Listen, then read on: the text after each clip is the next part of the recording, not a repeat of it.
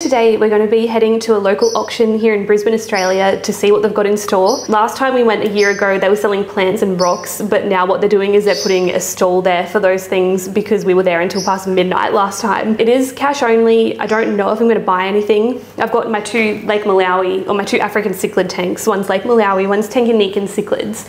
I really want some more Tanganyikan Cichlids, but I don't know my odds of finding any there because we don't have a huge supply here in Australia. But who knows, maybe we will. So that's where they do the auctioning up there, and you've got the crowd here. We all get a little auction number to hold up, and then over here, I'm going to do this as smooth as I can. This is the auction board with all of the fish. So when we came here last year, I think there was way more, because I think people were selling driftwood and stuff and plants up there, but as you can see, it's not too many. If you have a look here, some Lake Malawi cichlids, which is nice, but they kind of mixed in with some freshwater fish. And then there's lots of Australian natives, lots of South American fish, and like bristle noses and stuff. And I did see some Tanganyikan cichlids. I think it was these ones. The one at the top, I looked them up, the Limno-Oritis. They are not a shell dweller, but they didn't appeal to me all too much. We've got a pair of Dumbo ear mosaic guppies, but we've got 3 pairs. So you get 3 pairs of Dumbo ear mosaic guppies. $20 for the jumbo ear, so that's 6. Got $20 there. Any other bidders? Sold for $20. Hang on. So sold for $20. The lady on the phone. 288. Let's keep going. Oh, they're selling some shrimp at the moment. Is it Graham and Dan and Matt? Are you still selling discus, like goldfish? Yeah, still discus, but now we've ranged into a more tropical range. We get tetras, guppies, mollies, your live bearers, pretty much everything, plants. We've now stock here now, so cool. Increasing our range. So can you speak Chinese as well? 我識講一啲廣東話，但係我覺得我嘅中文講得唔好啦。 That sounded very fluid. You did a video a while ago with Nick from Keeping Fish Simple. And then I did a series of small little YouTube videos for my own channel, but I have had no time to keep uploading, and I'm so tired. It's tough. So I haven't done one for about 3 months. Okay. I still owe someone a video on how to do Java ferns. What have you got here? We're pretty much at the end of the day, so there's not much left now. This is some Hygrophila polysperma sunset, some Japan hydrocotyle, which I've all grown myself, and my very last Hygrophila compacta, which is here. That's beautiful. They have all been grown at my house. Then I've got all my Vallisneria. Not that you can see with all the fog, but this is hornwort, last Java fern, last of the guppy grass, some wassatang, and banana water lilies. I was going to bring a lot more plants, but I was up until 2 a.m. getting everything ready, and then I tried getting up at 5 a.m. to finish getting everything ready, and it just didn't happen. Yes, that's relatable. You were trying to catch a fish, hey?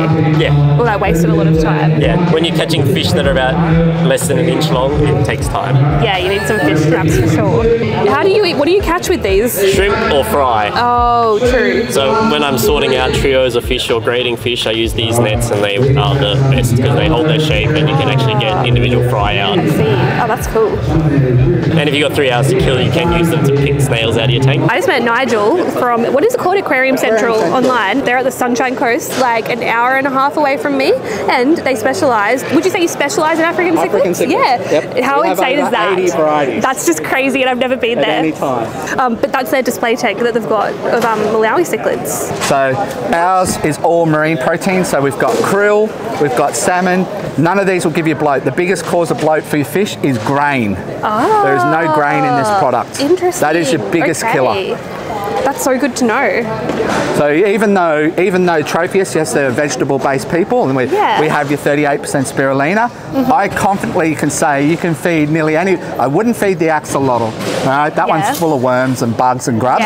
But even the carnivore, even though it's a carnivore and it's a high-protein diet, I would still say that is safe for Tropheus because it has no grains in it and it's marine proteins. How good to know. It's your 38% spirulina, so it's the highest spirulina food on the market. Yeah. Oh, excellent.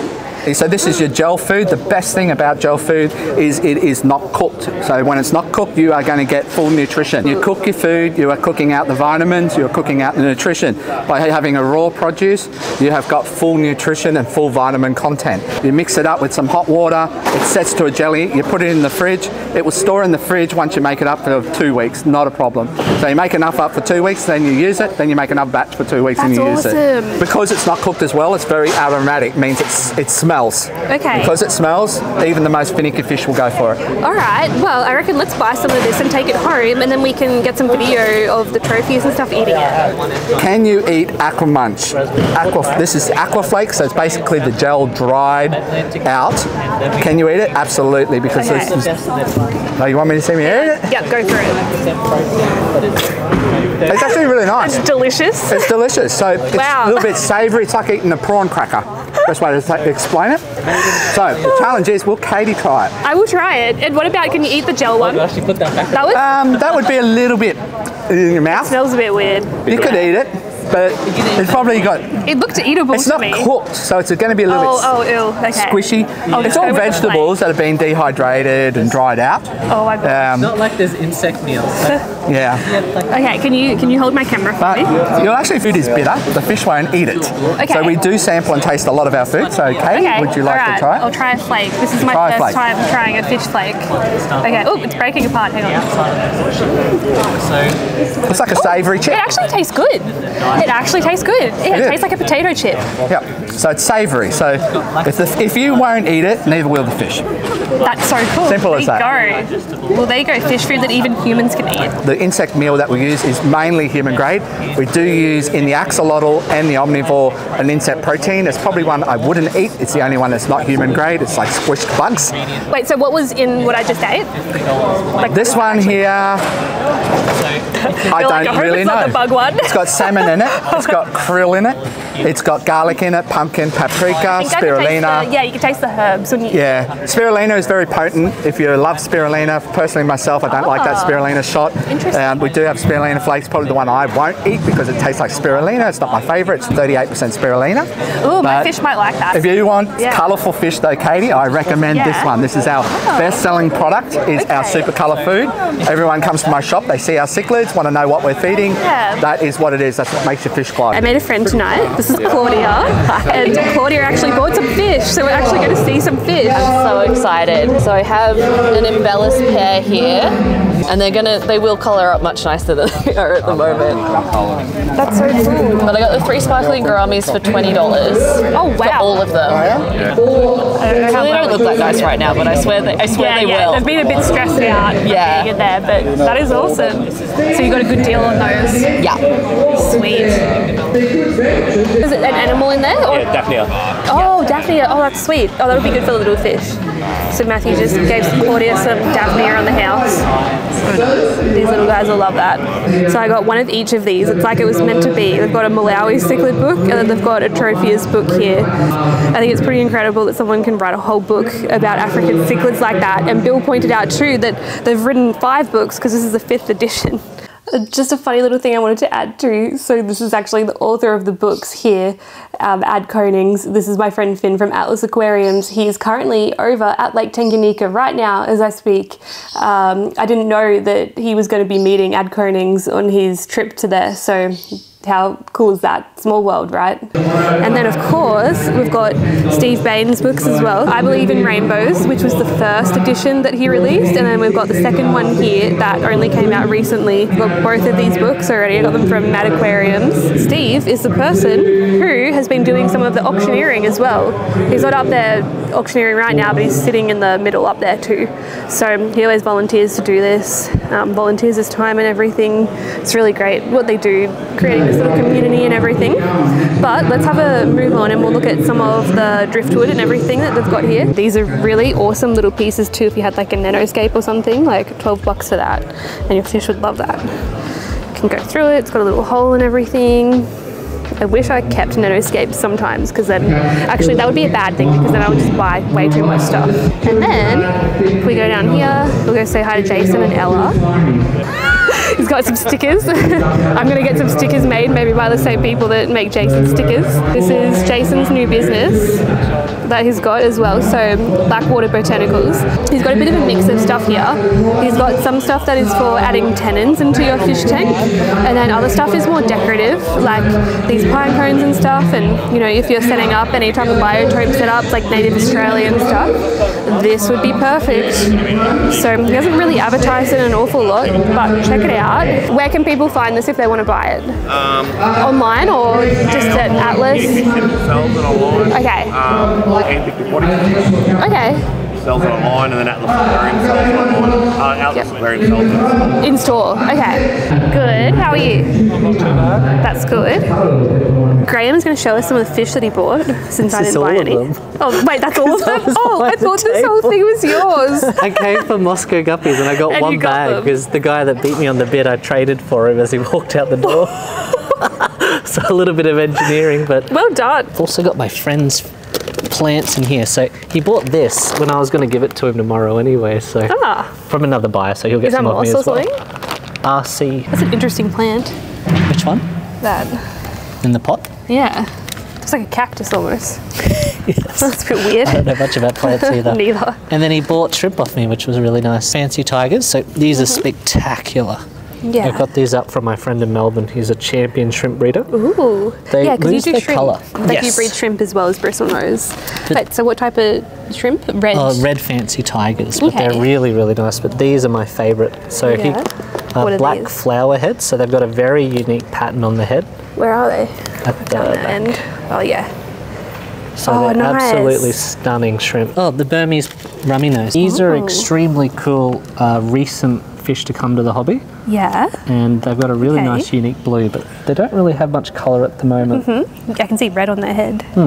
So you can see the normal rummy nose, which has got the black and red stripe at the back, but silver body. These will get a blue body colour. Oh, and, very nice. He bought the lot, which was really cool. So you get some rare fish here and some good deals. And good fish food as well. Yes, and great fish food that we're going to try when we get home. Next year. You know? Yeah, maybe some easy caves. I'll have like 3 stalls. Yeah, just have like a monopoly over the aquarium industry. Basic yellow cherries. Oh, there's actually really good size. You did well. Yeah, they look huge. The females in there as well. You did very well. I might get some shrimp for my sump, but I definitely don't need fancy ones. But you can. Just imagine the value that sump could make, because the shrimp are happy in sumps. Do they do okay with hard water though? Oh no, I definitely wouldn't advise that. Nah. Dude, that bag that's huge. Oh my gosh. How's that? Whoa. So these are probably the buy of the whole night. I think Nigel got these for $40. 2 massive feather fins. Like, oh man. His ears prick up and you know there's a bargain somewhere. Dude, that is cool. Katie knows it's true. That's really cool. Oh, this is the other Katie. The thing was, like, someone tried to move that box and then their foot's like, and it was kind of awkward as they made eye contact. I'm like, yeah, how you doing? Because the other boxes are full of food and they're nice and light. So pretty much everyone has left. So let's just wrap it up here. Let's get home with our fish food and everything and try it out, see how the Tropheus and the Konings cichlids like it. And we might give some to the Malawi cichlids too. But what a great night. It was so worth coming in the end. As you can see, everyone's pretty much gone. It's only like 9:30 as well, so nice early night, not like last time when we came, but we're good to go. I'm just boiling some water over here. The instructions for this are that you need to boil water, put 3 to 4 scoops of this with 150 mils, I think it is, and then put it in the refrigerator to set. I don't know how long it's actually going to take to set, so if I have to leave it overnight, I'll just show you tomorrow, but I'll give it a go. So we've got to whisk it, so I'm going to pop it in this little thing here. 1, 2, 3, 4. 2 cups of water. So this is a 1/4 cup. So I've just boiled the water. Add it in now. So we'll need 2 of these if I can fraction correctly. 1, 2. I shouldn't have chosen such a deep thing for whisking it in. That kind of makes my life a little bit hard. Okay, it's kind of getting thick. So I think I should probably hurry and put it in the mold. So I'm just going to use a Tupperware container for the mold. I just want to make it kind of like a thin thing. Here is our finished product ready for the fridge. So it can last up to 2 weeks in there, but let's give it some time to get how it's meant to get. It's only been in there, what, like 15 minutes max, and it's still quite like malleable, so I think we're best to leave that for tomorrow. Let's give some to our Tanganyika cichlids and see if they like it.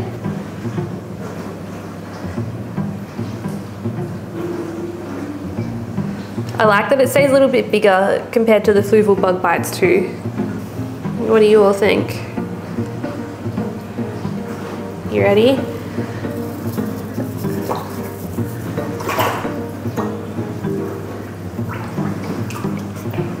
So I'm just going to intercept the video just quickly here. This is about almost 2 weeks since the auction. This video was meant to come out last week, but as some people may know, if you've got me on Instagram or Facebook, I got mega hacked.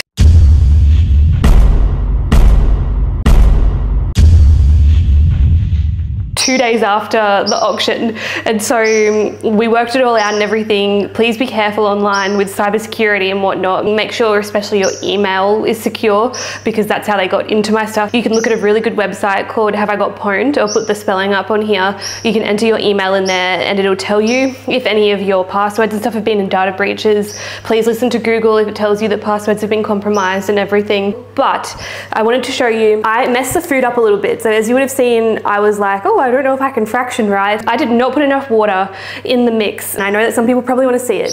So I'll just show you how it ended up actually like working out. It actually ended up drying out and breaking apart a little bit because there just was not enough water in there. So it's too concentrated, it's really dry, it's not really proper to feed the fish. So what I will do is I'll probably post it like on Instagram. Follow me at Kaity Cichlids. I'm not hacked anymore, so you can follow me on there. Check that out. I will post an update of this food, and what I might even do is in like maybe the next video or so, I'll put something in there for people who are only on YouTube so you can see how this food goes as well. However, what I can give you is an update on how the colour food or the colour flakes went. I can certainly say it did make a difference. So the Tropheus absolutely got more colourful, especially the smaller ones. When I started feeding it, the yellows became really obvious on ones like the one in the center of the screen here, and then also the ones that are going to be red when they get a little bit older. So like these ones, that one down the bottom here, these ones just here in front in the middle, they absolutely also started to get a little bit more coloration. So I can certainly vouch for that flake food coloring them up, and it's got much better ingredients than the absolute color food, which is what I feed my Lake Malawi cichlids, which I actually started to wean them off a little bit, but I don't like to make huge changes in diet, so I still have been feeding these guys a little bit of the absolute color. But I can certainly say that that flake has colored these Tanganyika cichlids up. So there you go. I'm just gonna sit here. Well, that's it for this video. I really hope you enjoyed it. No fish this auction, but I hope that you enjoyed anyway, meeting everyone and saying hi to some old faces, some new, and I had a great time. It was really awesome being able to do some networking and meet some new people. I'm so excited to go up to Aquarium Central and see Nigel's store. It sounds fantastic, and I'm in disbelief too that I could be all about my African cichlids and not have visited his store and not realize that it's there an hour and a half away. I told him he should have reached out to me because I am so keen to go up there and see it. So that's really exciting. But let's end the video here. Give the video a like as well, and comment down below. Let me know if you've got auctions like this where you're from as well, and what you think about the whole fish auction thing, and what your favorite thing was that you saw in this video too. And I will see you in the next video. Bye.